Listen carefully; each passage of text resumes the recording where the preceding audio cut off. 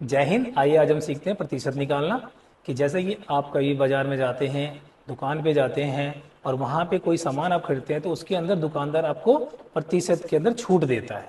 जैसे 15% छूट है, जूता लिया आपने, जुराब लिया, कपड़े लिए, बुक्स ली तो उसमें 10%, 15% इस प्रकार छूट देता है। तो उस छूट को निकाल कर हम उस पैसे में से घटा देते हैं और जो हमारे पास आता है उतने पैसों में वो सामान हम ले आते हैं। तो इसी प्रकार हम सीखते हैं कि कैसे किया जाता है। आइए देखते हैं।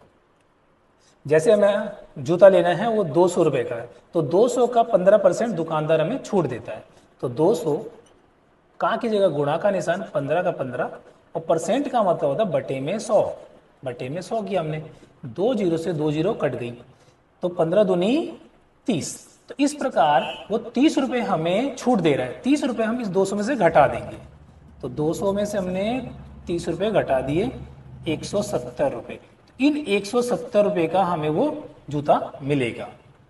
इसी प्रकार हमारे पास दूसरा प्रश्न है, 400 का 25%।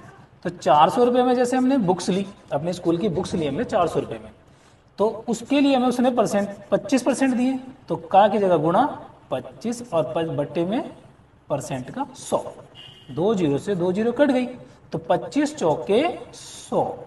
अब जिस प्रकार हमें पता है कि 400 रुपये का दुकानदार ने कहा और 25% उसने छूट दी, तो 100 रुपये हुआ 25%। 100 को हमने 400 में से घटा दिया, तो 400 माइनस 100 रुपये, तो हमारे पास आ गए 300।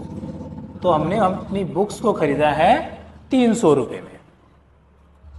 तो कुछ कुछ बच्चे ऐसे होते हैं जिनको ये नहीं समझ में आता है कि दशमलव की संख्या को कैसे प्रतिशत में बदला जाए। तो आइए देखते हैं। जब हमारे पास दशमलव की कोई संख्या हो, उसको प्रतिशत में बदलना हो, तो उसको हमें 0.65 ऐसे हमारे पॉइंट हटाइए। पॉइंट का बटे में 1 होता है, जितनी संख्याएं हैं उतनी जीरो, 2 संख्याएं तो 2 जीरो। अब इसको हमें गुणा करना है 100 से। यहाँ भी 100 है, यहाँ भी 100 है, तो कैंसिल आउट हो गई। इसका मतलब हमारे पास 65%। तो हमने बदल लिया 0.65 को 65% में। इसी प्रकार दूसरा प्रश्न है, 1.25 है हमारे पास, तो इसका पॉइंट हटाएंगे। पॉइंट की जगह 1 और 2 संख्या है तो 2 जीरो आएंगी, गुणा में 100। 100 से 100 कैंसिल, तो वो 125%। तो इसी प्रकार हमारे पास चौथा प्रश्न है।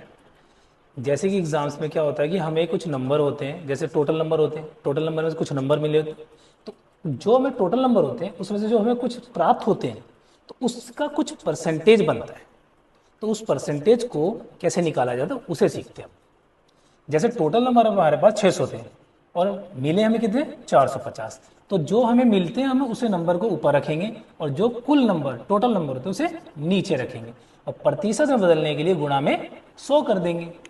तो प्राप्त है हमें 450 और बटे में 600, गुणा में 100। तो 2 जीरो से 2 जीरो कट गई। अब हमारे पास हो गए 450 नंबर को 6 से भाग करना है, तो जीरो काट दिया हमने, 6 कम 6 और 6 को 42 आएगा 7 बार में, 3 और 0 30, तो 6 पंजे 30, यानी कि 75%। तो इस हिसाब से हमारे पास आ गए नंबर 75%। यानी कि जो हमारे 450 नंबर हैं वो 75% की वैल्यू है। तो 75% बराबर में हमारे 450 नंबर। इसी प्रकार हमारे पास दूसरा प्रश्न है, कुल अंक हमारे पास 1000 है। हमने एग्जाम दिया तो हमारे कुल अंक थे 1000 और हमें प्राप्त हुए 695। प्रतिशत में बदलना है, तो प्राप्त अंक बटे में कुल अंक गुणा में 100। प्रतिशत में बदलने के लिए 100 से गुणा किया जाता है। एक जीरो से एक जीरो और दूसरी जीरो से दूसरी जीरो कट गई। अब हमारे पास नंबर है 695 बटे में 10। जब हमारे पास कभी ऐसी वैल्यू आ जाती है जिसमें नीचे एक और उसके साथ में जीरो हो, तो उसे आराम से हम कर सकते हैं। एक जीरो है, एक संख्या छोड़ दीजिए, 6 9 5, एक संख्या जीरो है तो एक ही संख्या पीछे छोड़ेंगे और दशमलव लगा देंगे। तो हमारे पास परसेंटेज में वैल्यू आ गई है 69.5%। जो है वो वैल्यू है